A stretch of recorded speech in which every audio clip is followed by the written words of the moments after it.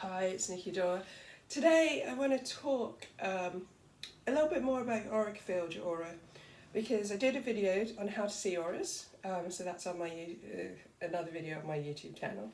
Um, this one is really about energy management, which I'm really passionate about because energy management is we look after our body.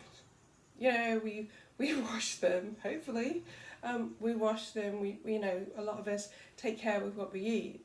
Now the other part of us, that's only one part of us.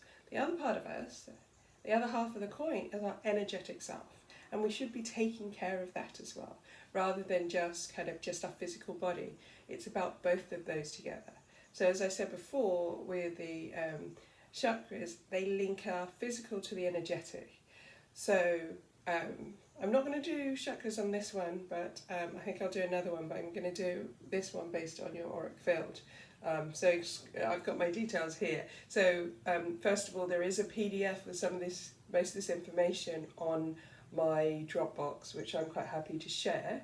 Now, it's called Expanding Awareness. It's got a load of exercises on how to expand your awareness, how to contact your guides, what your intention is, how to manifest as well.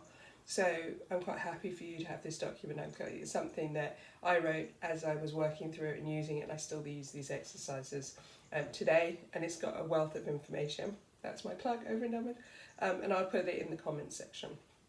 Okay, so I talked about the auric field having 7 layers.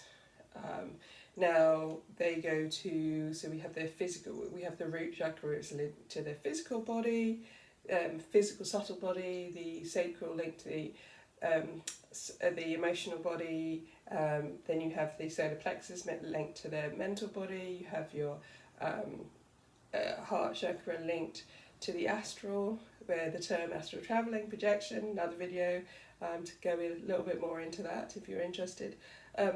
The etheric is your throat, the spiritual celestial body is your brow, and the causal body is your crown. So most of you will know the colours associated with it, but did you know they also link to years as well? And that's another kind of, maybe if I've got time later on, I'll go, in this video I'll go through it, but I want to go through. Now, the auric field is our energetic self. So if we are any problems with our energetic self, will also manifest in our physical at some point, and vice versa. You can't have issues with one without the other. So the aim is to make both of them balance and both of them are taken care of. So your self-care should include your energetic self.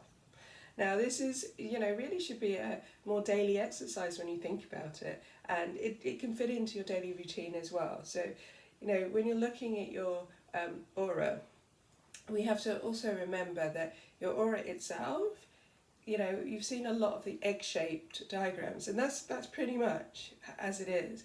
But a lot of people don't know it should go from underneath your feet to above your head.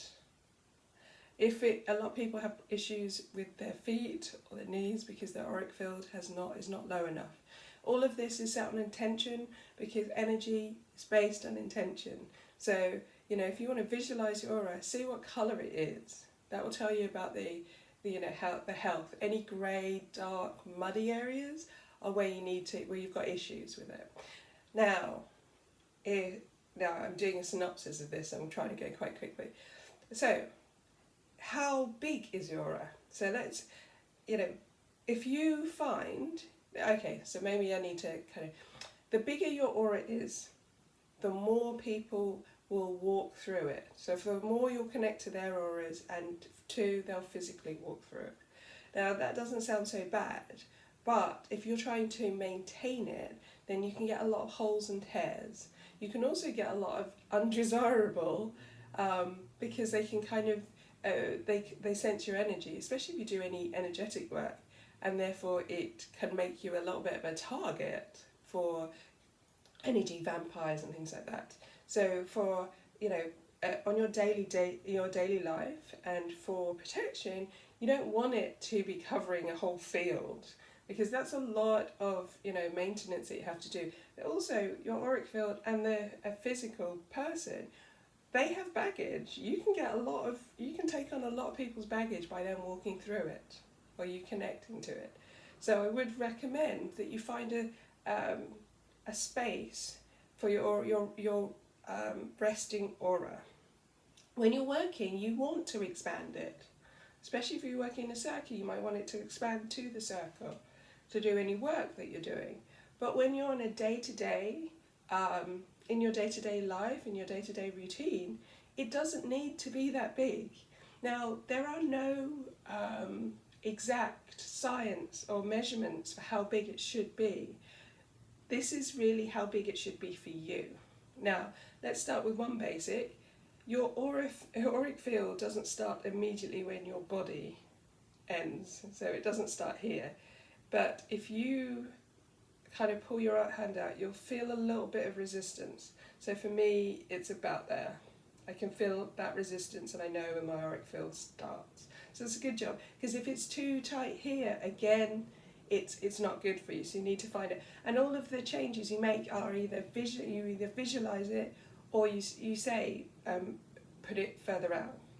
You can also get your guide to help you and say, okay, guides, tell me the optimum way my aura should be, and then you take note of it. Okay, so your auric field is, mine at the moment is pretty much the size of this room, because I do a lot of work in this room, so it will automatically expand. So I have an intention when I'm going out that it's pulled in a little bit, pulled into me, because it saves me, especially as an empath, having people sit next to me on the bus or sit across from me in the bus, and then I feel all of those emotions. So I rein it in quite a lot, because I don't really want that on a day-to-day level. And when I'm in the shower, for instance, washing myself, I also look to have I set the intention that my energy is being washed and cleansed. And you can visualize it, and then you can set the intention. So I used to visualize it, now it's just set as my intention that when I wash my body, I'm washing my energetic self too. You can, some people, a lot of fire signs like to use the fire, and it burns away any issues. Makes me just feel a little bit too hot, not in a good way. And then some people use the whole golden bubble if you want to, or you can use the whole idea of rain or shower cleansing you. Now, I'm just trying to see what else I wanted to go through. So when I go out, my aura will be probably, I can't really demonstrate it here, but it will probably be half my arm span. I'll try and pull it into that. But I do a lot of work, as I said, in this room, so it just automatically expands. So you want to make sure that when you are just do a spot check on your aura. Remember visualization, and I showed you how to visualize your aura in how to see your aura. So you can actually ask it whether, do you need repairs? Or you can see it. And you need to make sure that it covers all of you in that kind of egg shape, and it covers underneath your feet and above your head. And then you don't want to make sure that there's no tears, there's no kind of like grey bits, there's no kind of really dark patches or muddy patches. It's a routine colour as well, so you'll find that if it's particularly, I don't mean it's white, but actually if you see that it's kind of a bit thin in certain areas, you can actually work on kind of repairing that. And again, that works on a visualization.